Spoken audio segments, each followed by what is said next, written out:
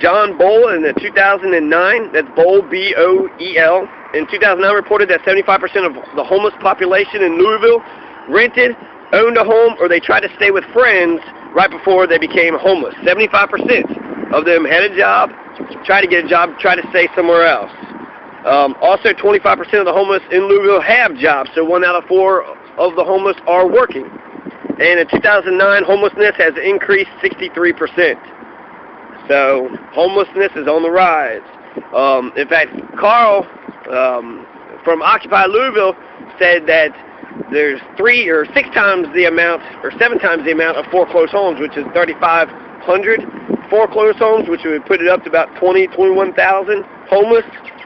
The homeless are beneath the cracks. You can't see them, they're invisible, so even the official numbers would be incorrect on this. I think 10,000 is a safe number to conclude on.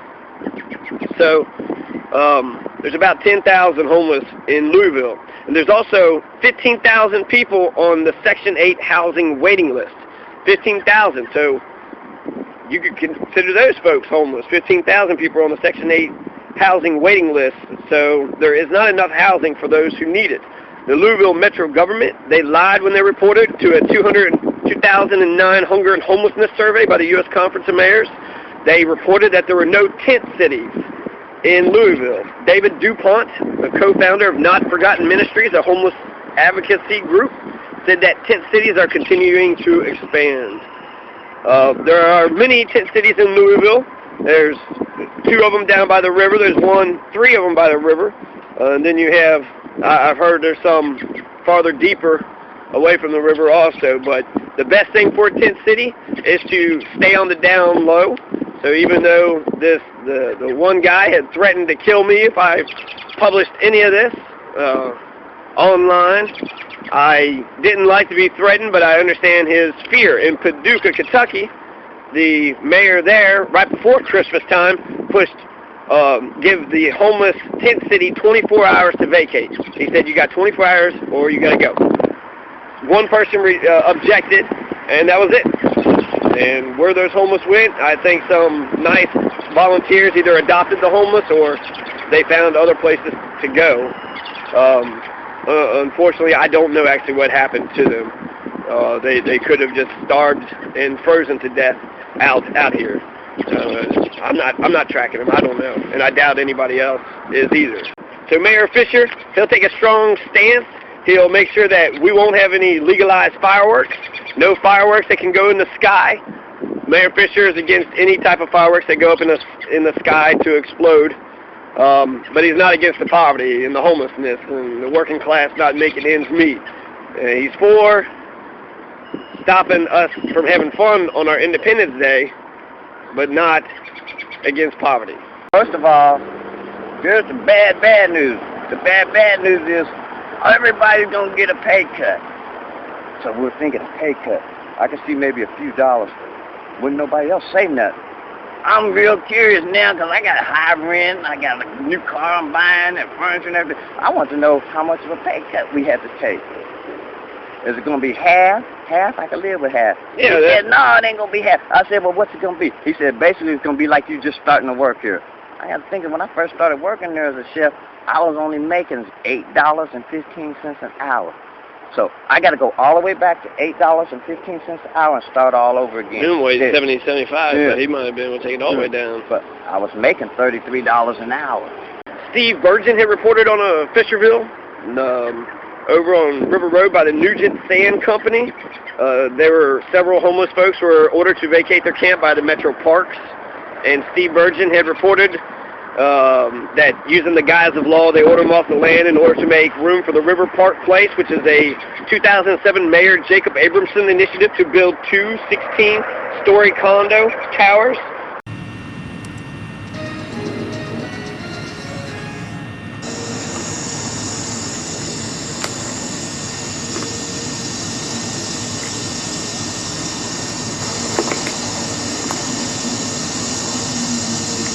The Steve Virgin Report, WLKY. He snuck up on the camp next to the DuPont stone plant or whatever by the river road. And actually does seem like Steve Burgeon cares about the homeless. Here's a story of him. He's the one that covered. Metro Police arrest a woman and take that woman's infant child to the home of the innocents. They believe that woman, along with the infant, have been living behind a convenience store just west of the downtown area for at least 3 days. Stay with WLKY.com for the very latest on this story. The state-of-the-art marina. $38 million of pre-sales has been sold, and $15 million has already been spent on the project. But like Mayor Abramson's 1991 Falls Harbor project, River Park has failed, and construction has been abandoned. A 2009 Leo Weekly article by Philip Bailey entitled Camp Nowhere reported that at least a dozen homeless folks were being attacked by the police, and they had their belongings stolen from them, and their tent and their tarps were cut up, burned, and destroyed without any notice whatsoever here in Louisville. Many of the tent city's homeless don't use the few homeless services because the shelters are dangerous, since there's an ever-present danger of criminal elements mingling with the good homeless folks who are just down on their luck. Marlene Gordon, executive director of the Coalition for the Homeless, which represents 29 of the homeless agencies, dispatch outreach teams to alert those living outdoors when a camp will be cleared. So if a camp is going to be cleared, then you'll have Marlene Gordon, the executive director of the Coalition for the Homeless, who will alert those who are living outside. However, I would like to remind people that I believe that what we are up against with the occupation and what we are fighting for that's why I feel far like beyond what you can achieve through our elected democratic representatives. right. To put it succinctly, I really believe that we've turned democracy into a spectator sport where people participate every 2 to 4 years by voting for somebody, or not voting, for somebody that they don't know, that will not ever represent them. It's almost like a flash of democracy. They have no obligations and they have no responsibilities. They're not accountable to anybody once they get in there. And the thing is that it is the passive abdication of the masses of the society that allow the society to be governed the way that it is. If we want there to be a just society, a just, equitable distribution in the society, then everybody needs to be involved in the decision-making process in which it affects their daily lives, where they work, where they live, where they commute.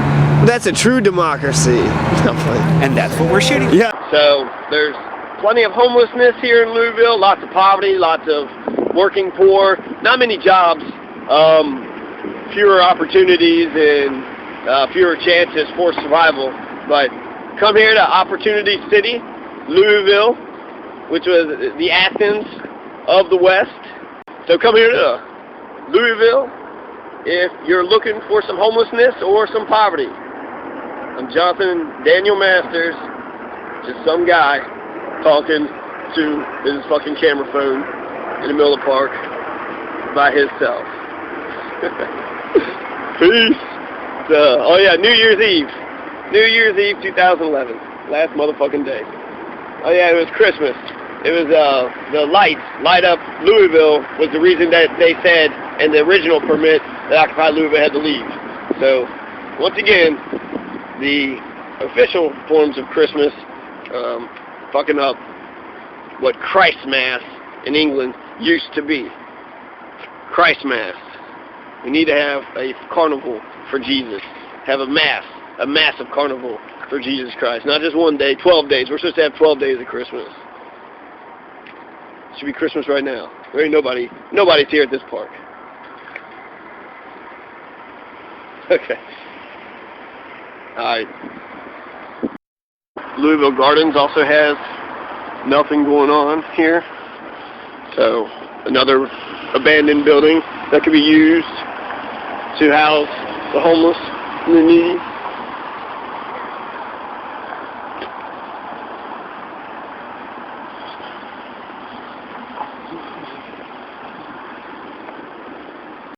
The Great Recession.